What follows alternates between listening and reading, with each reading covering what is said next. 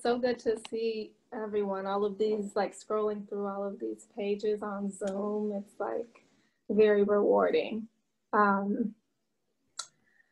So yes, I mean, I would like to kind of get right into it because there's so much to unpack in these pages. And I wanted to, we're at 47. I wanted to start the conversation off kind of where we left off last week, because I think it was Jennifer that mentioned that she had an inkling that Bodega really wanted Chino's help finding love, like finding Vera, and she was right. Like, you predicted that perfectly. And you know, I was wondering a couple things. One thing I kind of want to start off the conversation with, though, before we kind of dive into the love story portion, because that's such a big part of it. One kind of like sub thing that came up for me in these pages was the idea of alternative currencies in New York, more specifically in Spanish Harlem, more specifically in the projects. And what do I mean by that? Like alternative currencies, like a lot of people don't have money, cash, but it seems like something is being traded. There's still like a tit for tat almost in every single relationship that we get. And really, you know, it kind of stood out to me. I started kind of formulating this idea when Chino went to Negra's apartment and she had like stabbed her husband or something because he went to go see Donnie Brasco with somebody else. And that idea of Donnie Brasco being in the theaters, that gives us kind of the exact pinpoint of when this story took place, because I know that part was a little confusing last week too. So she stabbed him, I guess, or she threw the knife or whatever. He was bleeding when he got there. And you know, it was so interesting to me, the idea that she still found a way to kind of hustle him. She still found a way to kind of hustle Chino into getting something and still giving up the information of the whereabouts of her aunt. So I kind of just wanted to hear, and also like Bodega, who almost immediately before Chino got home, he had, you know, the lease under the door for the apartment that he asked for in exchange for getting Vera's information. And I mean, Sapo is all about money, but he's also about, you know, take this ride with me real quick, you know, which doesn't cost any money, but it's still an exchange of, it's still a currency of some sort. So I was just wondering, I kind of wanted to throw that idea out there to kind of start us off. And if anyone has any, I don't know, thoughts or ideas on kind of like when you're growing up, especially in the hood, and having to survive off of different currencies, right? That isn't cash. You have to kind of like create other ways to kind of identify with some sort of like worthiness or some sort of like tangible currency. Does that make sense? It's a new thought. Brandon, yeah, I guess it's sort of like bartering, right? Yeah.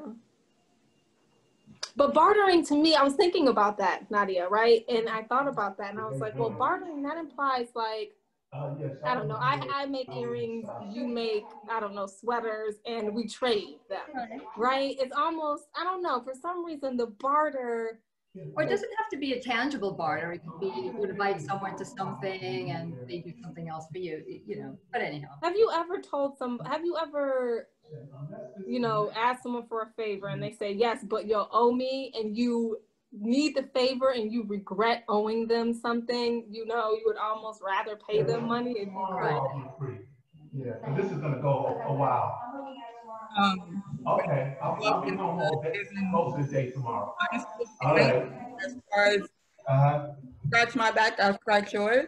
Yeah. I feel like that's where the exchange comes from. Like even with Sapo and Chino, or Sapo with Bodega, he wanted something. He knew Bodega wanted something from him, and that's when he initially denied Bodega. But then towards the end, he wanted something from Bodega. So he had the thought, like, if I scratch your back, with bringing Vera to you, then you scratch mine with the leaf. So I think in hood, that's like a known thing. We scratch each other's back. I scratch yours, you scratch mine. Quid pro quo, really. Yeah, something like that is always, I would actually pay money than to do something like that, like bartering with people, especially when, like, you know, they're already kind of unsavory. Oh Lord, that frustrates me to no end. So like, I don't know how to say this, but like, I know in this day and time, people love hustlers.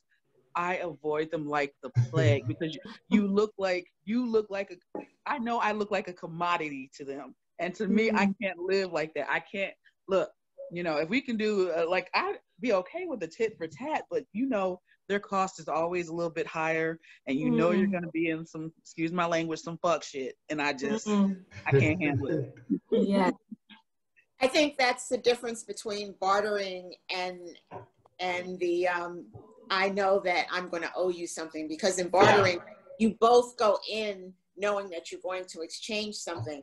And I think the difference is that what Chino and Bodega go into, they don't know exactly, well, Chino doesn't know exactly what it is he's going to have to pay, only that he's going to have to pay it.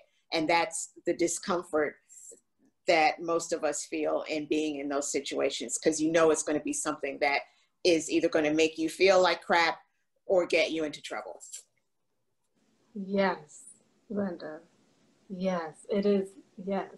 It's that idea, especially in Chino's case, where even though he's from where he's at, he was born and raised there, there's still something very naive about him when he is navigating, anytime he's with Sapo or anytime he's with Bodega, or towards the end when he's with Nazario. Like, there's always just like this level of naivete that I think comes from him being way too naive about what's really going on, right? About what he is actually going to owe to these people. I think at one point during the end, he even says, like, I just want to reintroduce him, Bodega, to Vera, and then he'll be out of my life forever. And right. I'll sever this tie forever. And it's just like, it's like, it's not true. What world are you living in? Right? Exactly. It's like that. For that part, I'm like, what world could he possibly be living in where he thinks that,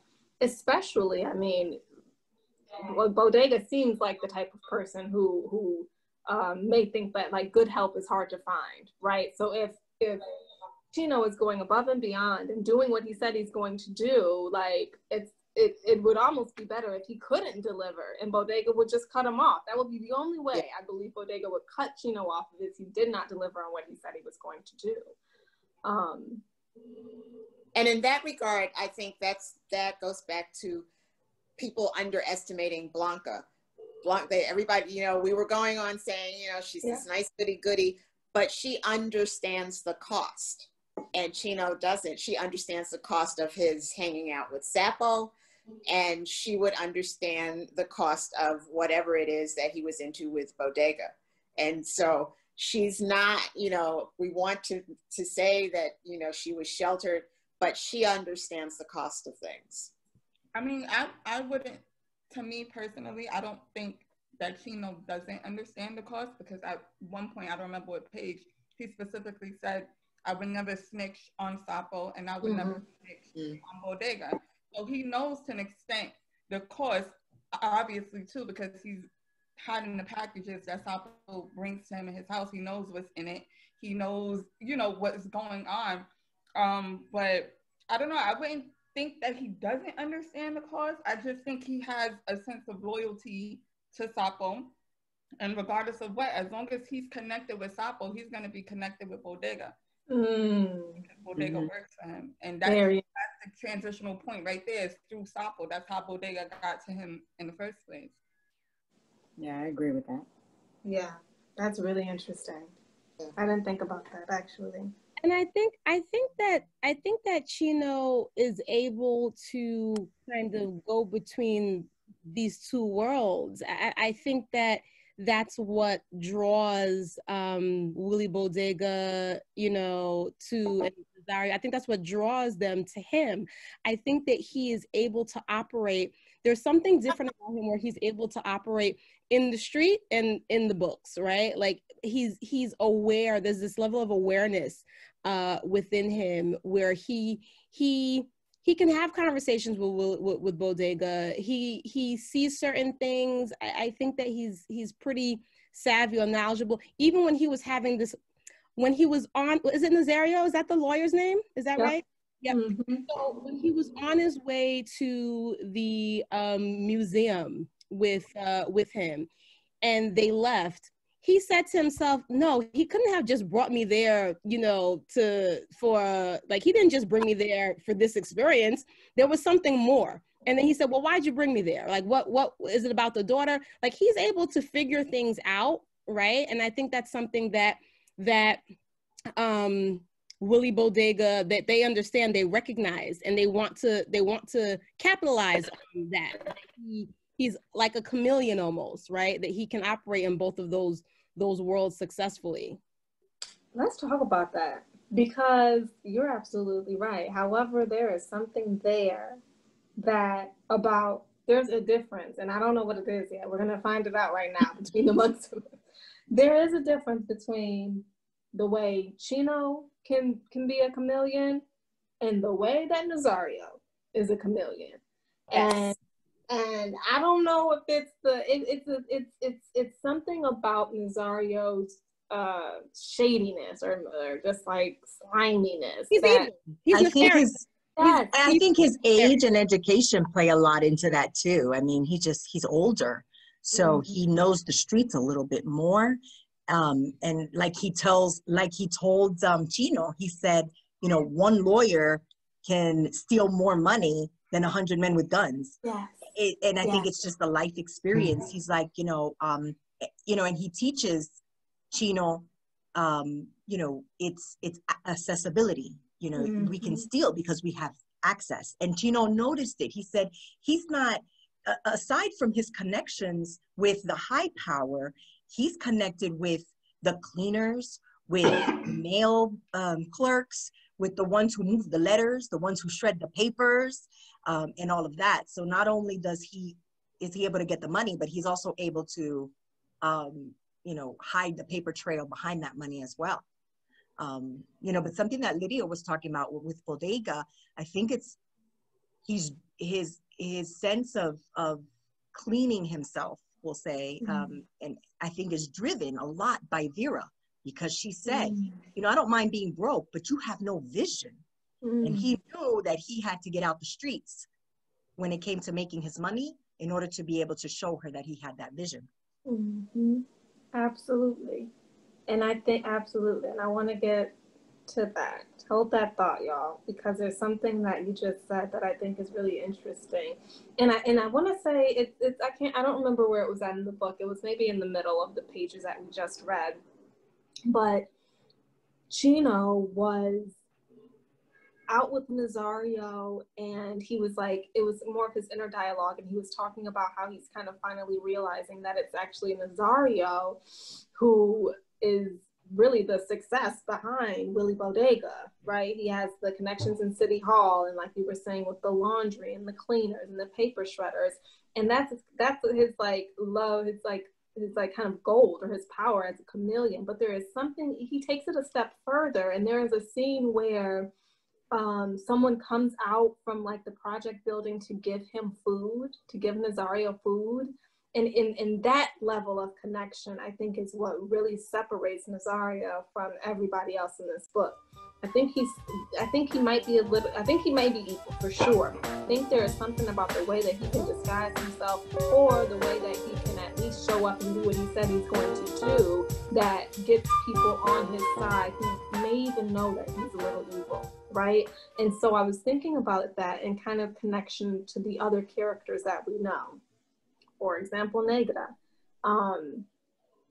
Did anyone else find it a little odd that immediately after Negra stabbed her husband, with the blood still on his shirt, that Chino was like, all right, well, I'm just gonna hit her up and see if she knows Vera. You know, like, I thought there was something about that was like, okay, so you know who she is. You see her for what you experienced firsthand who she is, and you're still going to get in bed with her. I didn't find that odd because I feel like there's a negra in everybody's family. I know in mine. But back to what you said about Nazario, I honestly feel like people in the neighborhood show him love because they know he's connected to Bodega. And I feel, when you think about it, Nazario had to go to law school. He was away from the streets for a while. So when they see him, he represents Bodega. And I feel like the neighborhood people feel if they get in good with him, that he will bring the good word to Bodega.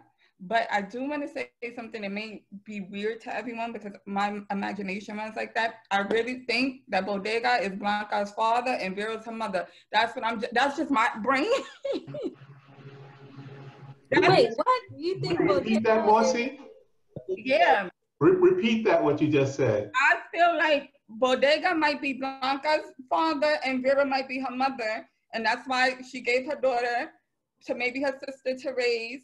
And her mother went to Miami to marry the Cuban or whatever. But that's just how I feel. I don't know. I feel it in my spirit. That's just me being weird, but I don't know. You could be right. Scandalous. Yeah, I want to hear more. I'm like, I want you to explain that more. Like, we got some fan fiction going on. I don't know. I just when Chino was asking Blanca about her aunt Vera, it was like, well, I don't really know her like that. Like, I've never met her or whatever the case may be. And that is known in families, especially in that day and age where, you know, a woman might get pregnant and give it to the sister to raise as her own if that young lady wasn't ready. And if the mom was marrying her off to marry that rich Cuban guy and she was with child by another man, he probably would not have married her. I don't know. I'm watching the show, but I'm just saying. I really do think that though. Hey, Maricel, you want to say something?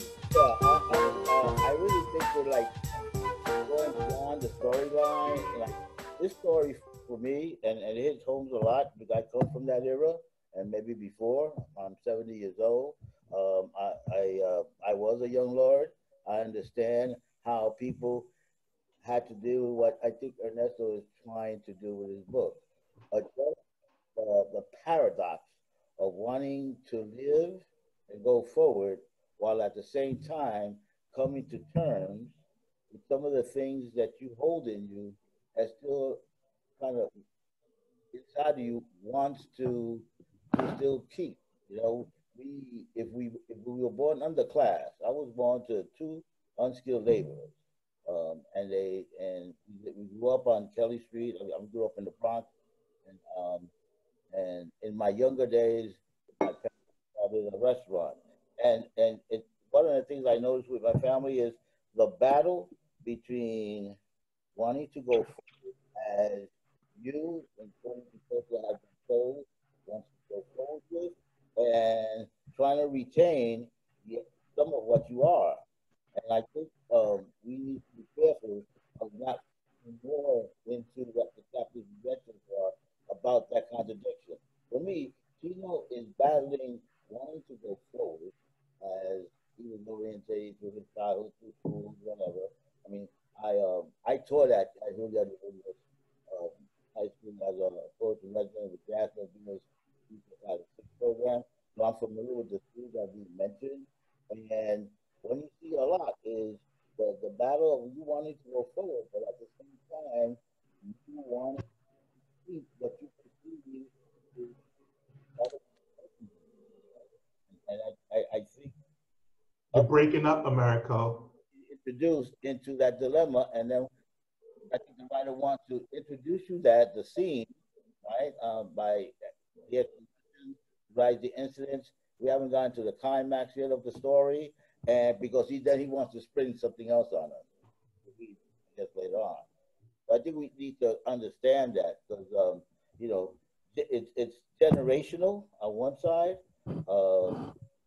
The Willy Bodegas and the Nazarios and how they decided to go forward, but then what they want versus the Chinos and the Blancas, you know, and how their generation perceive what the set was and what they experienced in East Harlem.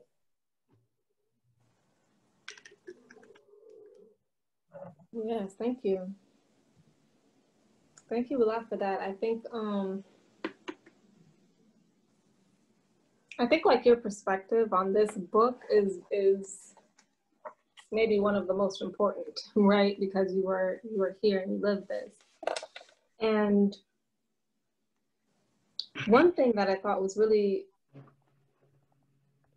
I really want to get to the love story, but just kind of hearing Americano talk, it actually reminded me of one scene in the book that I'm trying to find, when they went to the Botanica with the goose and like she was like screaming to make sure she changed to all white, and then she was like screaming to make sure Willie like wore all white for the rest of his days. Like that part was really cool to me. And I want to say that poultry house still there on 110th and 2nd. Am I bugging? I'm sorry. It might be now because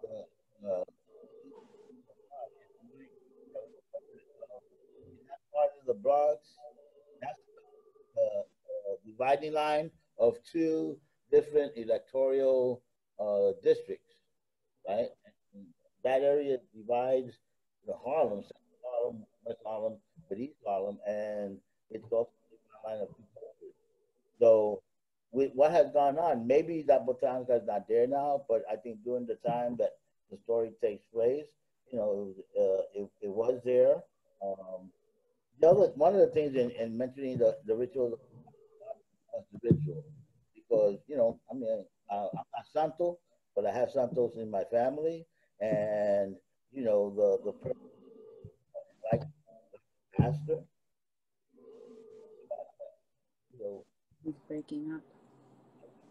you have to understand how that subculture in the Caribbean world and Spanish Caribbean, because I'm that Caribbean, manifested itself. I think that was a little contrived.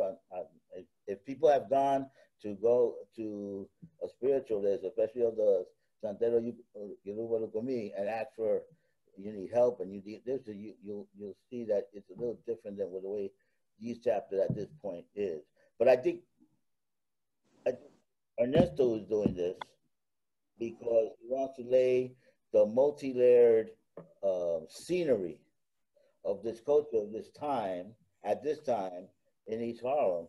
And I don't think he's in the religion, so maybe it's a little contrived because he's the outsider looking in, versus if Dr. Matavega was writing his book, that scene would be different. Yeah, and I didn't even think about him trying to layer the setting. I actually immediately thought he was trying to convince us that Bodega, you know, held some spiritual roots somewhere. He was invested in the divine in some way. Well, I didn't get that he was invested, but that because of his generation, one of the things is to get some kind of spiritual advice. And this is the way Ernesto sets that up, because I guess what's going to come in the later chapters when you read them. Can I chime in? This is Aide. I was touched by sort of, I think, an undercurrent in the book, which I felt was something about power and liberation, right? And you know, it's interesting you talk about the sort of the deals in the hood, Brandon, because it's no different than what we're seeing in American politics today. Everybody's cutting deals 24/7, right? And I think the question for, you know, men in this particular case, men of color, right, in an impoverished community, it's like, how do they get power and liberation? And I think the book kind of throws different roads, if you will, right? So is it dealing drugs? Is it going to Hunter and getting your degree? Is it the spiritual world and, you know, liberation through spirituality? I think it just kind of puts like all of these little pieces together that at the end of the day, the question is, who's in power, right? Or what is power? How does it take hold in a community like El Barrio, which, by the way, you know, I was born and raised there. 1964, we moved in and my family's still there. He describes it very accurately. But the question is like, how is it represented for all of these characters in these books, in this book, even the women, right? So how are they exercising their power? One part of it that I really loved was when he spoke about Latina women that, you know, what's this thing about docile Latinas, right? Because he's like, they're really running stuff in the background, right? Maybe not the way some other cultures do, but they're back there and they're running stuff. And so anyway, I think that's kind of the conversation that I'm hearing through the undercurrent of the book being about how do you get free? You know, do you get free because you own buildings and you got this whole plot going on? Do you get free because, you know, you dealing and you getting capital? Do you get free because you going to church and you're going to be free? So I think that's kind of like what I'm reading into each of the stories, which I think is powerful. And the Young Lords piece is also very interesting, which, by the way, the church is still there and the church is doing acupuncture on Sundays for free for the community to deal with stress in the time of COVID. But that's a whole other undercurrent around the story of the Young Lords. I, based on what you were just saying, like, when you were talking about the dynamics and the power, like I liked how, like you said, everyone had their place. Everyone has their, I don't know how to explain it, but I will say probably so far, one of the most endearing people in the book that I've liked so far that had like a short blurb was Popcorn, and how even how he's written as like this person that like everybody let Popcorn mind his business and do his thing, even though he might have been, you know, just, you know, posing that he was a threat or that he was dangerous, but like they even let him be until, of course, the hair situation and him passing or whatever. But even when he wrote and he said, and I don't remember exactly how it was, but he was like, you know, because most people know like what people do has nothing to do with your manhood, or it was something pertaining to, you know what I'm saying, like, wow, you know what I'm saying? Like, how nice to hear something like that and to hear a man say something like that. Like, you can allow these people to be without it threatening your manhood. What a notion. Yes. Yes. I enjoyed Popcorn's segment too. I kind of want to talk about Vera. If anyone wants to start us off, or I have a few ideas, concepts. Now I just can't get it out of my head that she might be Blanca's mom for some reason. So now I'm like, I'm really like, oh my goodness, is that Blanca's mom? I don't know. It could be. But I was wondering what you all thought of the idea of a like long lost love. The idea of like letting someone get away, or the one that got away. Very like romantic idea of getting one more chance at love. But I think for women, I think we always think we're the one that got, like, I never looked at it to say any of my past relationships, they're the one that got away.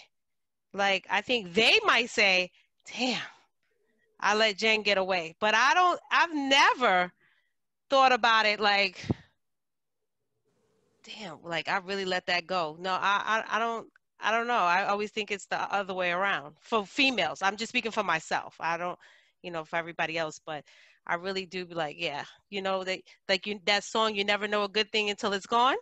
Yeah, that's how I feel about that. Yeah, but up to now to the story, it is like you're saying, this first male person realizing, yeah, Vera, he let it get away. And I think maybe the way the story's set up is, I think Ernesto, as the storyteller, is maybe trying to tell us, watch out what happens. But the other young lady that was talking about power, I think this book is setting itself up to talk about power within the concept of what you're saying.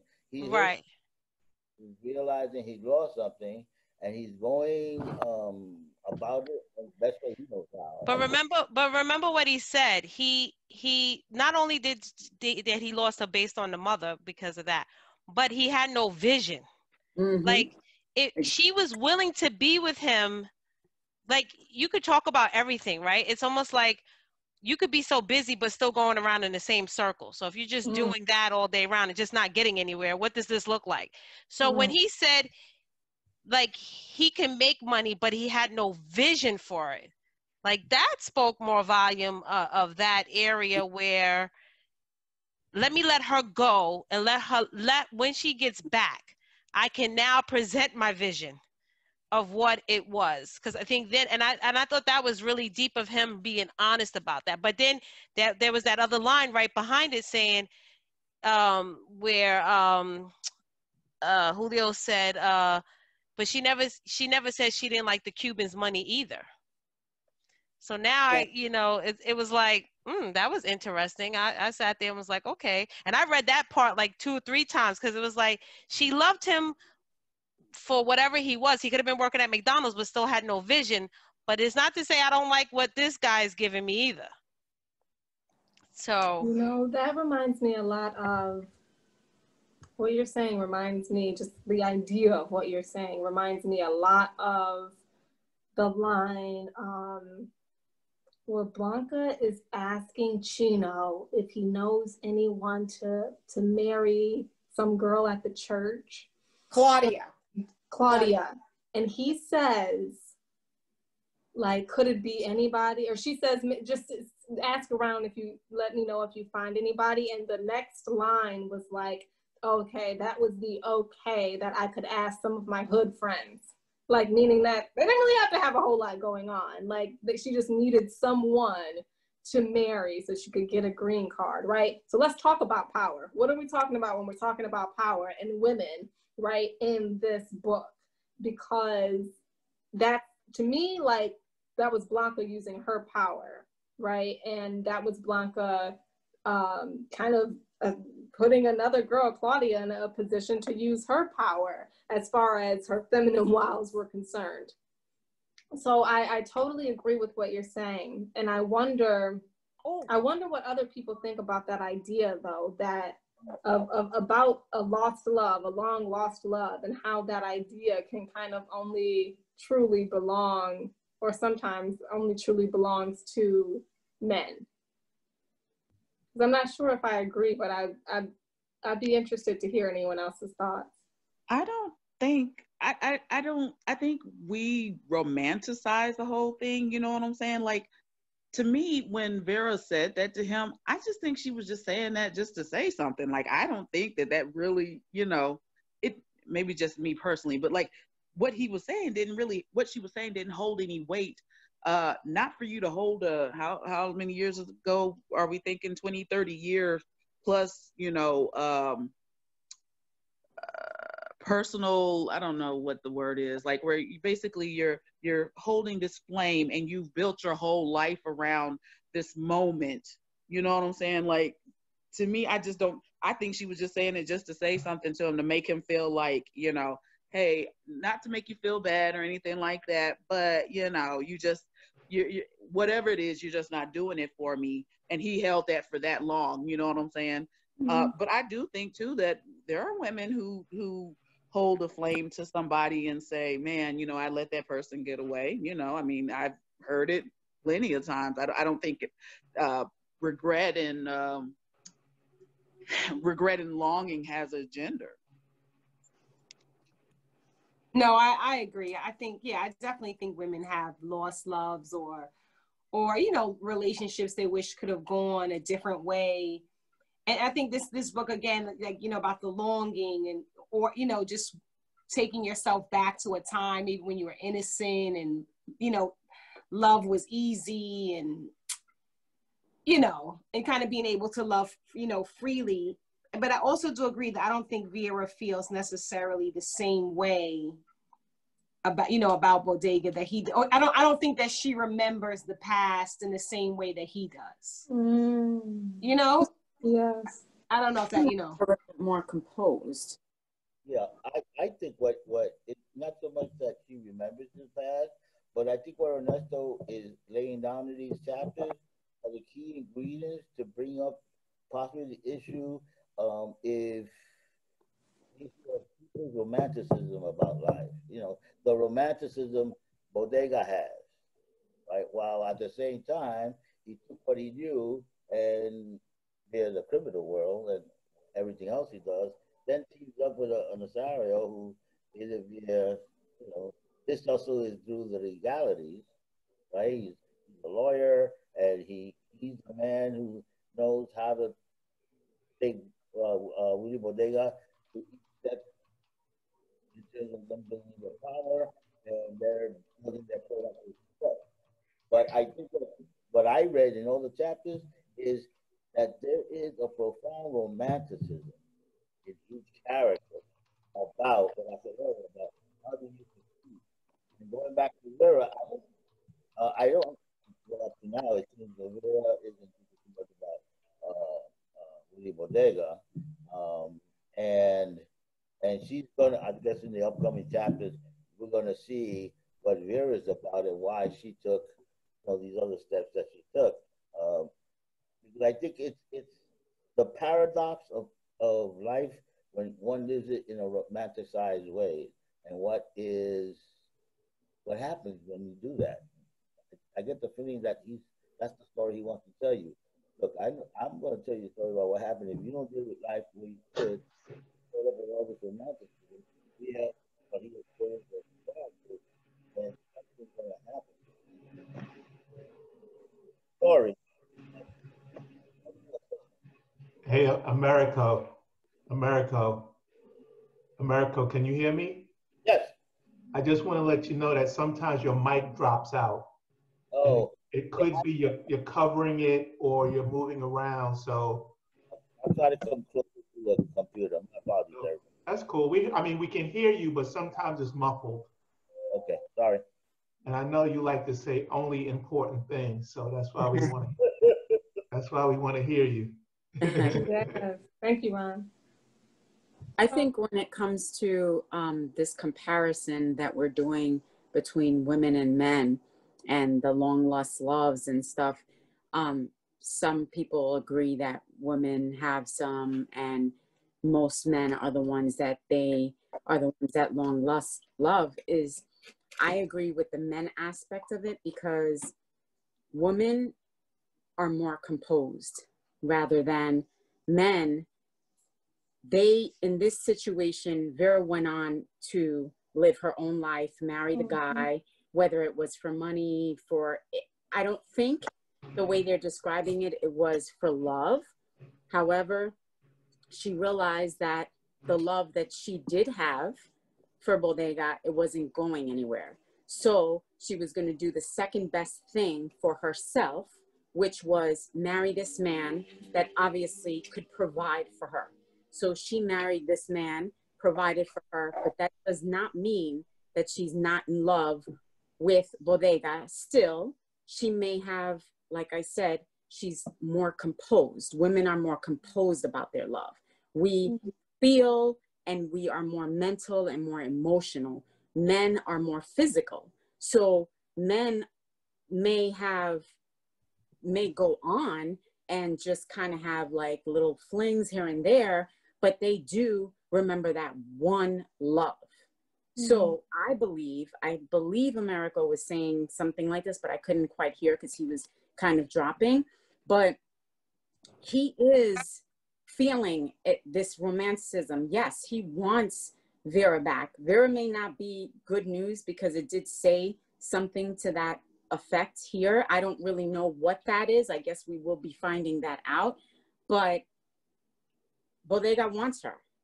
And he seems to be the type of man that he's going to achieve what he wants. And he's going to make it very clear to her that I love you. I lost you.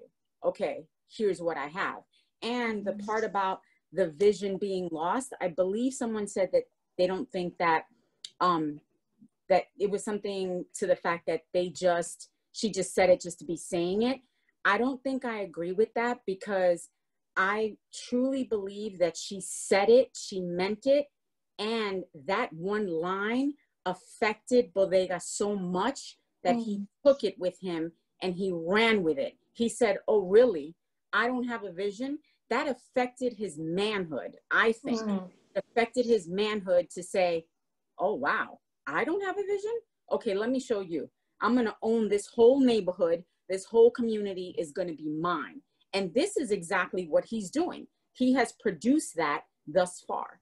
So I think that this is what he's trying to show us. And yeah, there could be romanticism throughout, but for sure, he's getting his point across, and he's going to let Vera know about it. Whether it's on a positive note or not, I don't know that part, but you know, that's how I feel about it.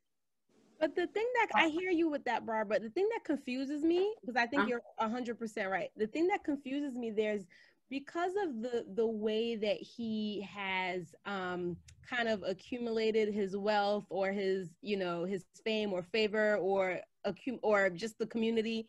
How is Vera supposed to know that? Like, it's not something that is, you know, written on the billboards per se, right? Like, she would have to talk around, like, you know, besides Bodega saying, this is what I've built for myself, but it's like the what, especially since Bodega kind of operates in the background of things, right?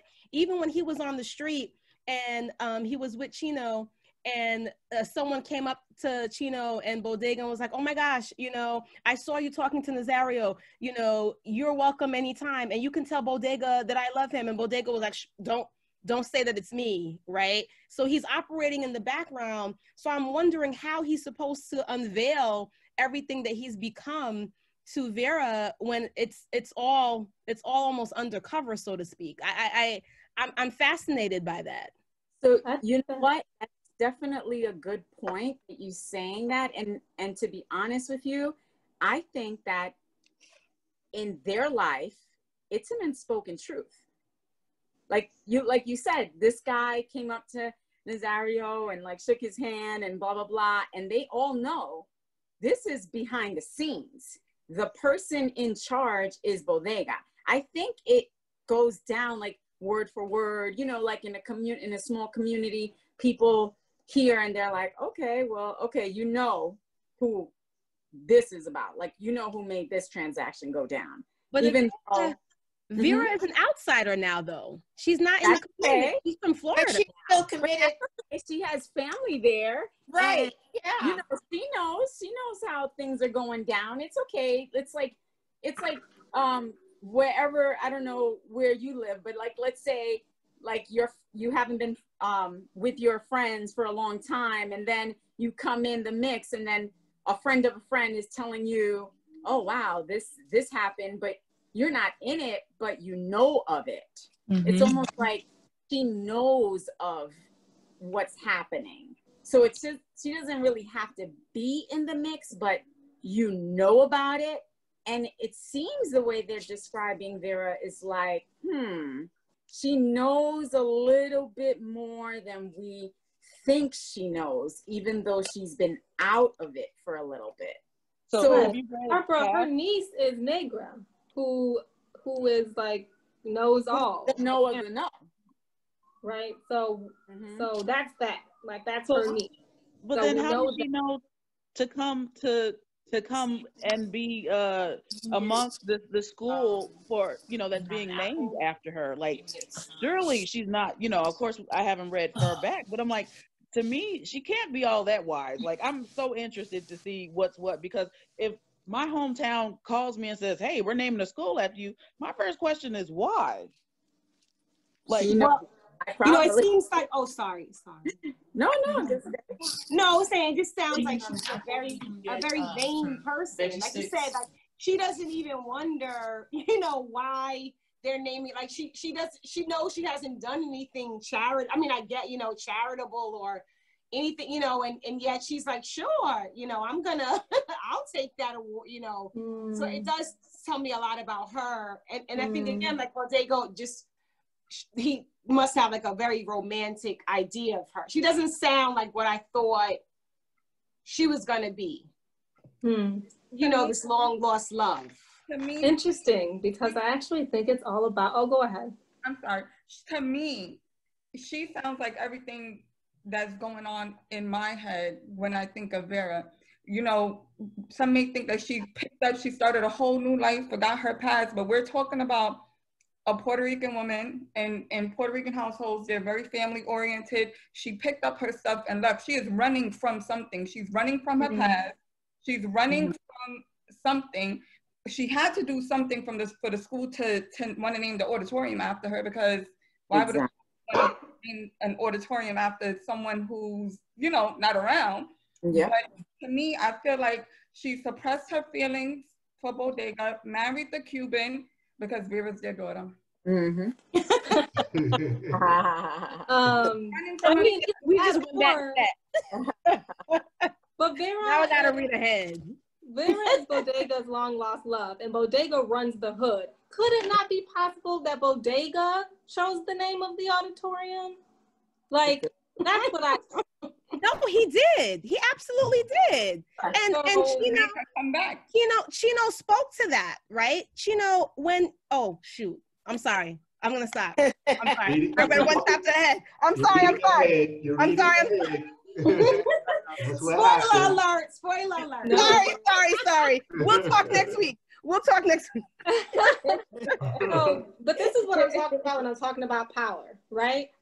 This is why I kind of wanted to pose the question about long lost love, and is it an idea? Could it actually happen? Do people really achieve what they want in life and then go back for the love that they put on the back burner? I'm not quite sure, but I know a lot of men who like power crave it on every single level of their lives, right? Not only in their work, not only in where they live, but also in who they love, but furthermore, who they put in a position to love them, right? So when we're talking about power and we're talking about Bodega, he has power not only to house people, right? He has power not only to literally summon someone to wherever he is at in the world, but he also, it feels like he kind of did all of that so he could finally have the power over Vera that he obviously did not have when he was younger, right? So it feels more like control than it does love.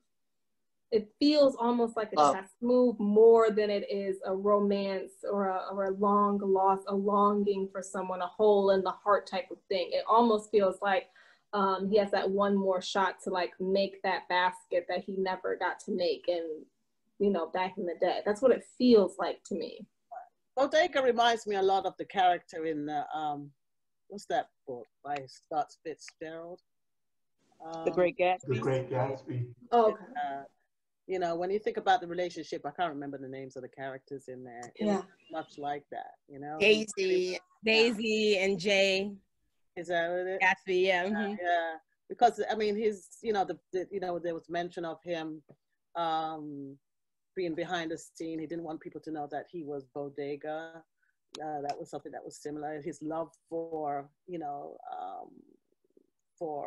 Vera. Yeah, Vera. That's a great comparison. I never thought about that connection. Because there's a lot of power in super. Yeah, because it might just really, just like the character in The Great Gatsby, he really, I think he's really into Vera. He really is into Vera. Me too. But see, both chapter, he's the ones that seems to be pulling the strings, and that's what I'm saying. I think the author is trying to, or is, I read the book before also, but I think he is trying to set up the scenes to bring forward his main idea, and that is you need to be careful how you deal with life. If you over romanticize life, you can have the kind of consequences that you don't want or don't expect. Versus maybe if you try to be, like many of us, realistic about life and go forward, probably the kind of successes, probably you might be able to win the Veras back. You know, I mean, up to now, right? Up to page 107, right? The man pulling the power is Bodega, with Nazario behind the scene. Exactly. And so here is this reality of life, the battle of life, battle for power. Here's one man who perceives this is how I do it, and so he began his career after he was with the Lord, whatever. He hooks up with a savvy lawyer, helps him out, And then Vera, this is how I perceive the power. I can't stay with this guy. He's not gonna, he doesn't have a vision. He doesn't seem to show me he's gonna be somewhere and go somewhere. So I'm gonna go, whether it's because my mama convinced me to do it or other reasons, we read in the story. I'm gonna go with the guy with the money. Mm-hmm. So I don't leave him. So there's a battle about and a perception of how do you deal with power? How do you deal with human relationships? If you are the type of person that we read about in these characters and perceive to go the way you go. Mm-hmm. Mm-hmm. Yes. Yes. I Yes. think the other thing that's in there that's, I think, to me related, it's like, what's the motivator for all these characters, right? What que le da impulso, like what motivates them, you know? So is it that you're pregnant and you're gonna have a kid, right? Is it, you know, you wanna get your degree and, you know, you're motivated by like aspirations for education? Are you motivated by love? Are you motivated by like street code? Like what is the motivator that sort of propels these characters to carry out whatever behavior, relationships, etc., that they're in? But I think they all have very unique motivators. Now, while we talk about love, I'm like, yeah, but there's like a lot of other stuff happening there too. Right. Right. You know, there's greed. You know, can we talk about greed? Is real. Is real there. So I find that really interesting to think about. What is motivating this character in this book in this moment as they do these actions? You know, that reminds me of something kind of that I brought up earlier, and I think a lot of the motivators are complex, right? But I think one motivator is not complex, and I think it is, we see it in all of the characters, and that is the idea of getting some sort of return on an investment. Whatever that investment may be, somebody is always looking to get something back for what they have done. It's not necessarily money, but everyone wants their favor checked in. Everyone is keeping tallies. Everyone is keeping like points on who owes them what. And that, I think, is a way that everybody can, in their own life, everybody can have some power. Everybody can be a bodega. Because when I thought about it, I thought about like, you know, why did Blanca want to help Claudia get a husband to get a green card? Like, what was her motivation for that?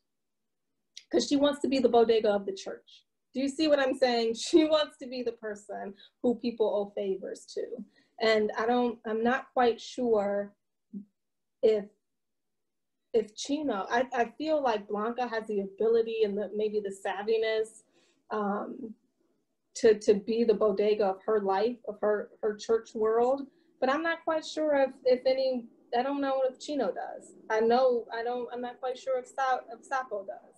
I'm not quite sure if Negra does. But I know I know we talked a lot about Blanca being a little weak last week. But I think that she is actually probably one of the smartest characters. And I think she craves more power than she lets on. And that is her secret. The secrecy that she has is her power. Just like the secrecy that Bodega has built is his power in a sense. Yeah, if I may, we call in, I guess the chapter you wrote for the first meeting, where she goes berserk because Chino got them an apartment with an extra room, and because they're expecting, and she had to hear it from some other source and not from him, and maybe that is a threat to like what you're saying, her perception of how she's gonna. She tells her, you need to tell me everything. I don't need to be hearing it with someone else. But to her perception of maybe power, or her perception of how a household or marriage is supposed to be. And so if ideally, right, a marriage is the sharing of power of the household, the head of the household, then you should be telling me other things, and then we need to discuss it together. And then Chino was just, yeah, well, I thought, you know, it made sense to me. Here's this opportunity coming to me. I don't like to do, but maybe I can get us, you know, an extra apartment, the kind we want, And I just had to go, like a typical male, I just had to go and move on it.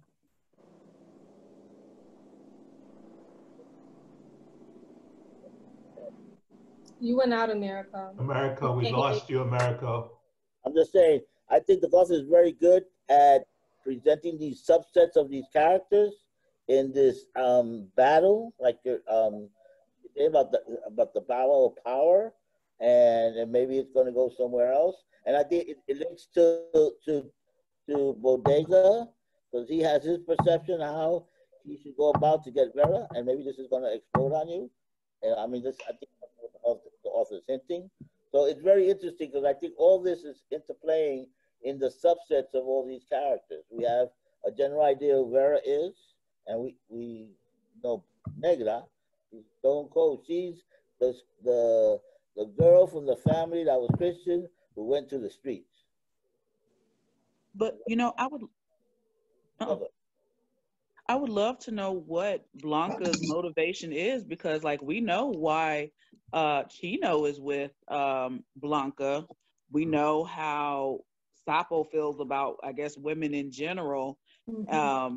And we know about what's his name, Bodega.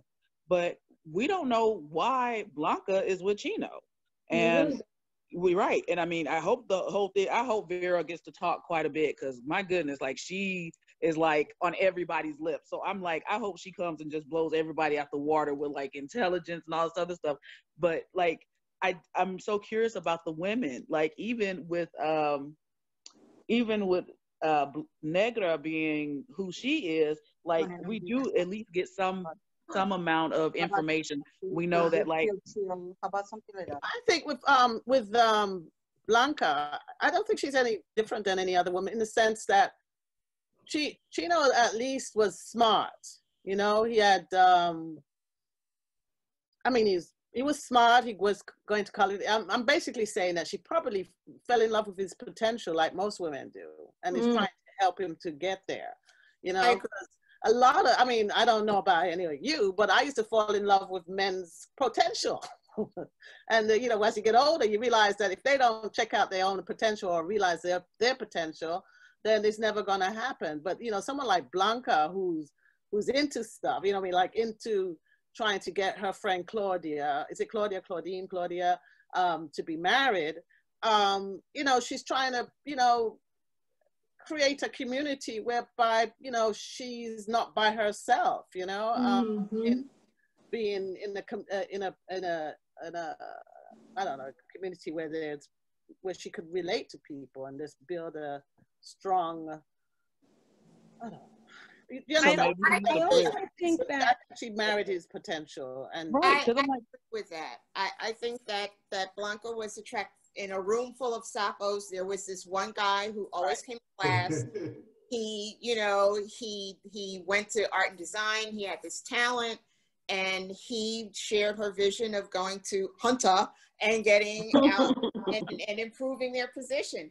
So her attract from the pool that she had to choose from, I can see her making that. That was an easy choice for her.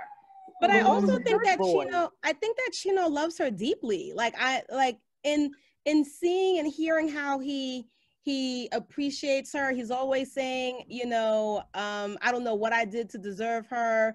How he appreciates her state of being pregnant, and you know, no, I can't do this because Blanca would kill me. You know, like I think that another draw for Blanca is he dotes on her, right? He loves her, he values her, and I think that that's something that Blanca would have, you know, a very hard time turning away from. Like, yes, recognizing, yeah, you know, he's with you know, the wrong crowd, but there's something very special about the way he loves her. So, and here we go. My kids won't let me be great. Sorry, y'all. So, how many of you had heard an elder say something like, marry the man who loves you more than you love them? Absolutely. You know?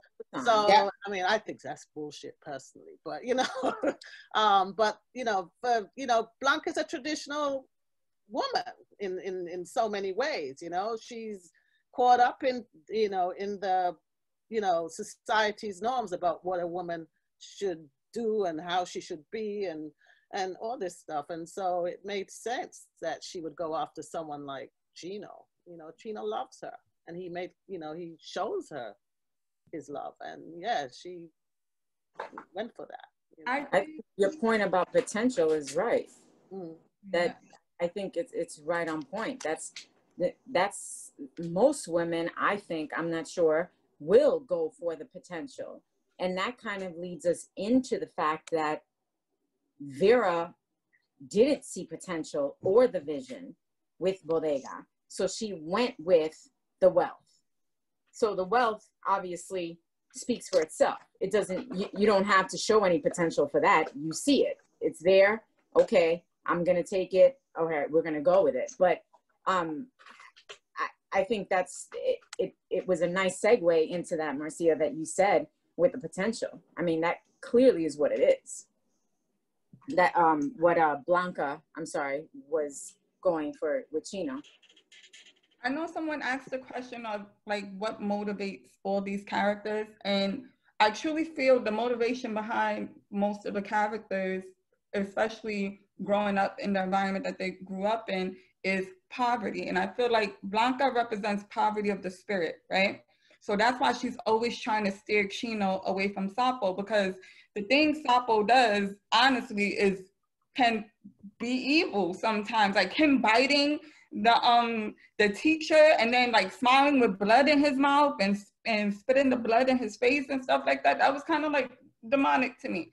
But also like even Bodega, like he's in some sort of poverty within himself too, losing the love of his life, trying to be take over the hood financially or whatever the case may be. And Chino's just stuck in the middle. Like he has 1 foot in, 1 foot out. He doesn't know, which way to go. Like he wants to be the stand-up guy, but then also like he has a friend like Sapo who's always trying to pull him back in.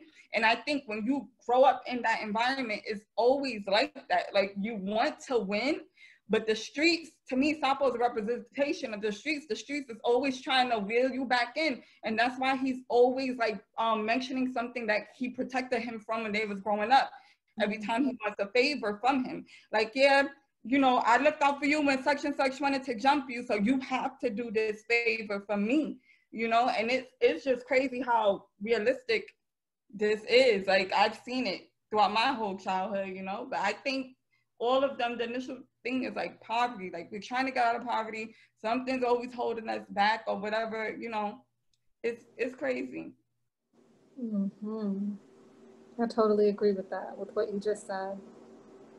And even with, you're right, even with Bodega, even though he's not necessarily poor, there is still something about him that is poor, right? Or that is lacking, or just not enough of. That feeling of never being enough, right? That feeling of never having enough. What do you all think about kind of towards the end, when Nazario, and I read a little further, so I don't want to give anything away, but I kind of want to propose this question, just even the name of the last chapter, which was Everyone's a Thief. And we're talking about poverty, and we're talking about power, and we're talking about long lost love, and Bodega may be feeling like he was robbed. The Cuban is a thief in his eyes because he took his girl. What do you all think about that idea? But even like earlier, what Heidi was saying was kind of how the streets are operating in deals. So are at the very highest level of our government operating in deals, like in thievery, dare I say. Like, what do y'all think about that idea that everyone is a thief? I just want to chime in around there because I was right there with you, Brandon, which is because of the threat of the young lords in there, that there's something about the colonial relationship between Puerto Rico and the United States, right? So for everyone's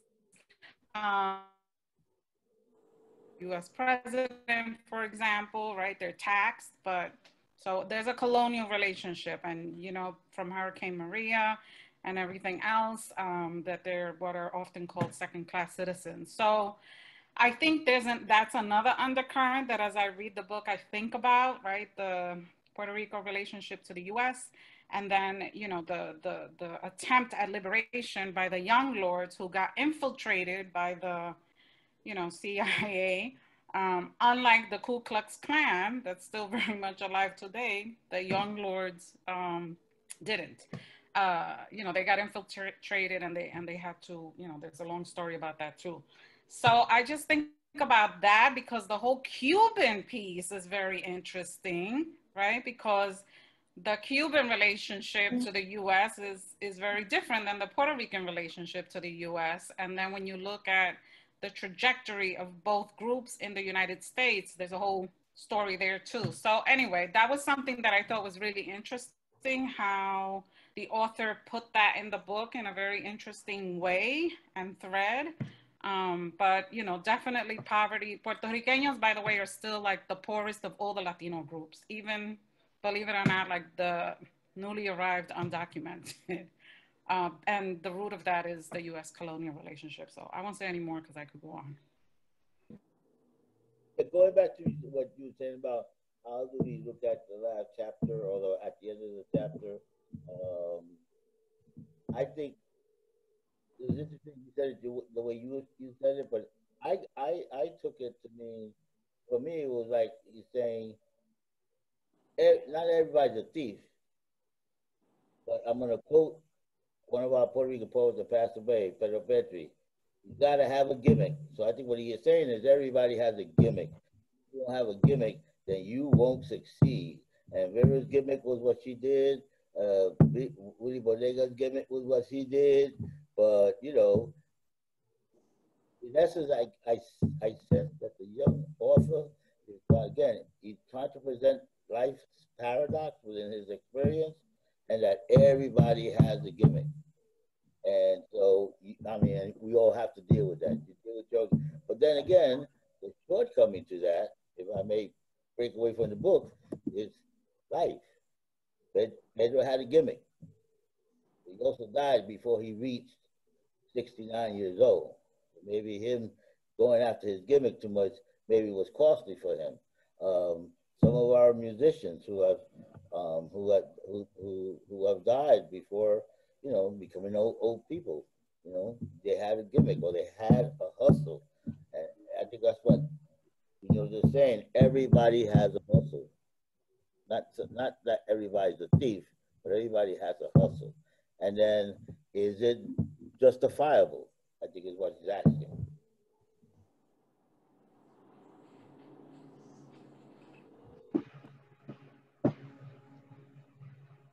I think you're absolutely right.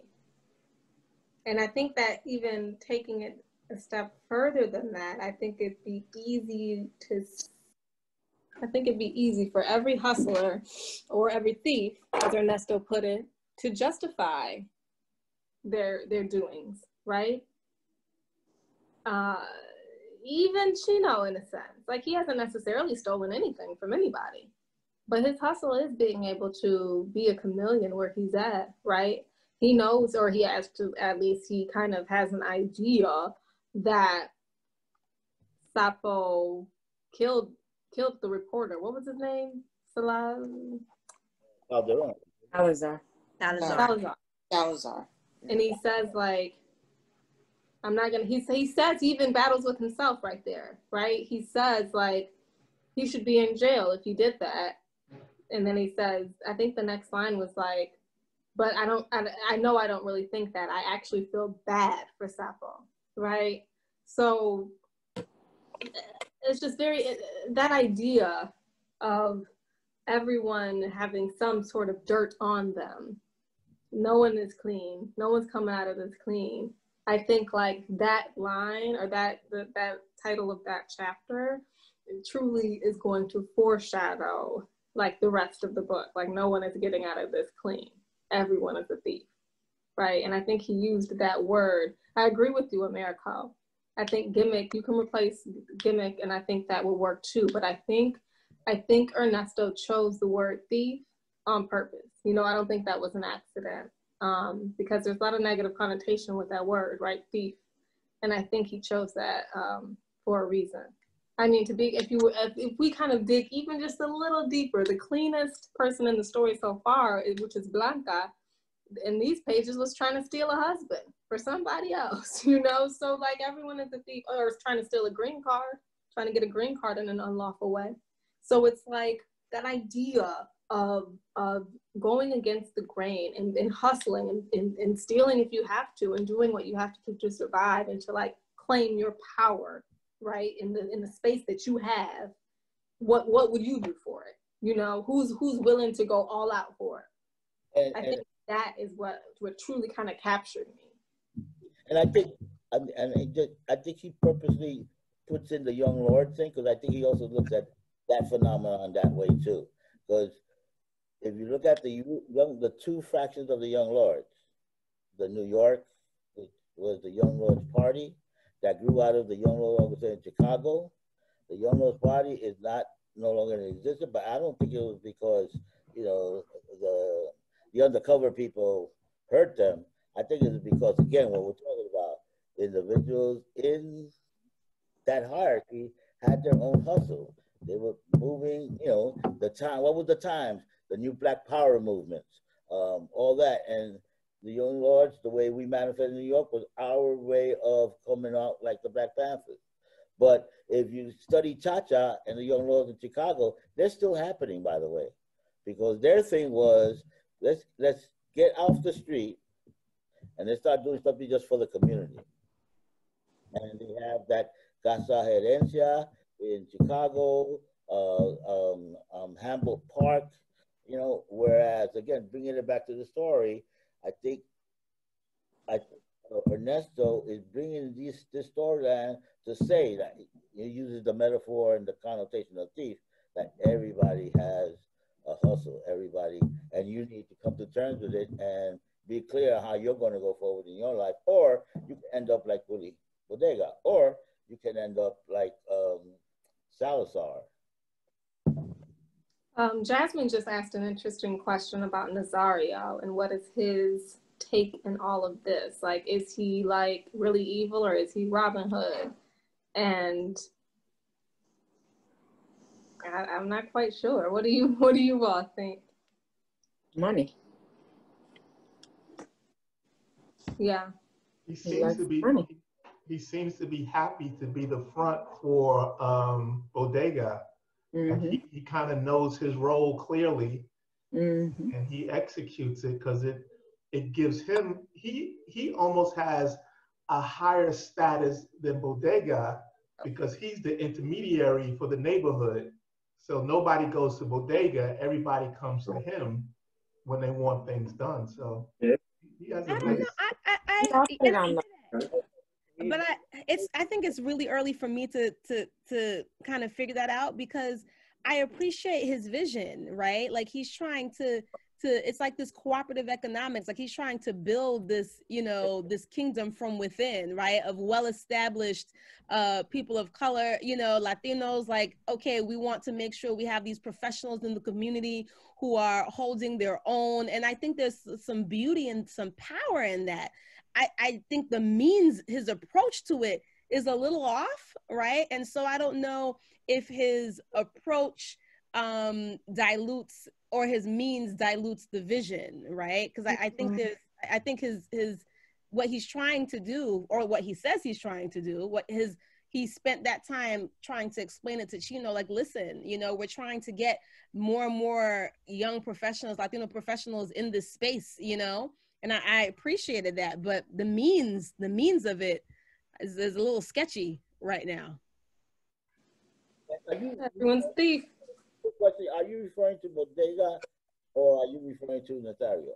Nazario. That's what you're talking about. Yeah, he's like, remember that movie New Jack City? Yes. Yeah. What was the guy's name? The brother's keeper that got murdered at the end? G Money. He's like G Money. Money, yeah. He's like G Money. Or he's like, I don't know, Walter White from Breaking Bad, you know? He's like, he's knows, this is the thing I don't understand about Nazario. if he is who he says he is, and he's this lawyer, and he has this education, and he has all of these connections, why isn't he just doing it the clean way? Like, why isn't he like paying his taxes and I don't know, like doing everything that there's a million ways to make money. Why is he doing it this way? There's something about Nazario I don't think we know yet that kind of pushes him into being in partners with Bodega. Or it can be Puerto Rican lawyers in that time are still overlooked, just like most of them are overlooked. Yes. But also, it goes back to what the title, I think, of the book too, right? When that part of the book begins, and it says a single lawyer can steal more money than 100 men with guns. So I think that's the question. I think he's doing it this way because it allows him to attain his goal and still not let people know that he's attaining his goal. Yes. Like if I used to work with the late Richie Perez. After we left the Lords, he was working at Community Service Society, and we were working and organizing in the Bronx. And one of the things that we realized is like a lot of our leaders may not be who we think they are. And that's what I think Vanessa is saying is you want to succeed in life, you gotta have a hustle. You gotta the phrase you used, I'm sorry. The phrase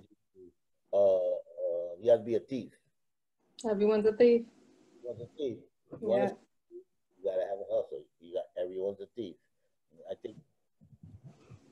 Americo, everyone is giving you a lot of congratulations in the chat. I don't think he's seen it, but I'm going to let Americo have the last word. It's almost